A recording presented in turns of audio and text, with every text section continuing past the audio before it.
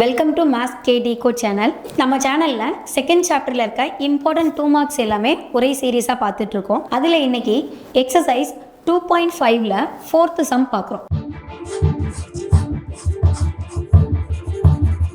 இந்த some most repeated 2 மார்க்னே சொல்லலாம். So இதை தான் இன்னைக்கு பார்க்க போகிறோம். ஸோ நமக்கு ஒரு ஏபியோட ஒரு சீக்வன்ஸ் கொடுத்துட்டாங்க. கூட்டுத்தொடர் வரிசை -11 -15 -19. இதிலிருந்து 19th டேர்ம் 19வது டேர்ம் என்னன்னு கண்டுபிடிக்க சொல்லியிருக்காங்க. ஸோ ஒரு சீக்வன்ஸ் கொடுத்துருக்காங்கன்னா அதில் எப்பயுமே ஃபஸ்ட்டு நம்பரை ஏன்னு எடுத்துக்குவோம். அப்போ இங்கே ஏவோட வேல்யூ -11. அடுத்து காமன் டிஃப்ரென்ஸ் டி கண்டுபிடிப்போம். டிக்கு ஃபார்முலா T2 - T1. ஸோ இங்கே T1 வந்து -11, T2 வந்து -15, T3 வந்து -19.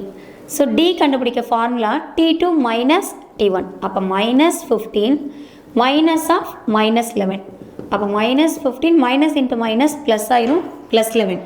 15ல் 11 போயிட்டா -4. அப்போ டியோட வேல்யூ -4. ஸோ ஏவோட வேல்யூ -11, டியோட வேல்யூ -4. இங்கே எந்த டேர்ம் கண்டுபிடிக்க சொல்லியிருக்காங்களோ அதுதான் n. n வந்து 19th டேர்ம் 19. ஸோ என்னோட வேல்யூ 19ன்னு எடுத்துக்கிறோம்.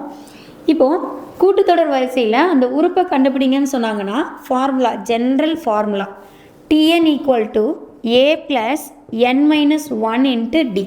ஸோ இதுக்காக தான், இந்த ஃபார்முலாக்காக தான் a, d, n இதெல்லாம் எடுத்துக்கிட்டோம்.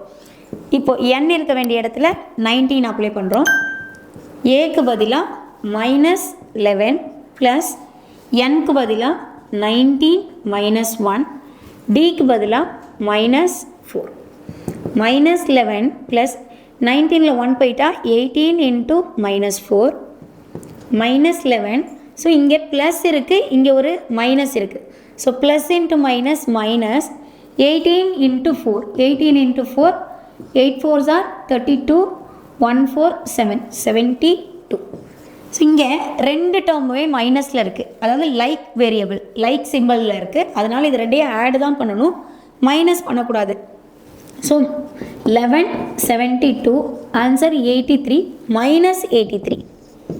அப்போ T19ஓட வேல்யூ -83. ஸோ 19th டேர்ம் 19வது உறுப்போட வேல்யூ என்னென்னா -83.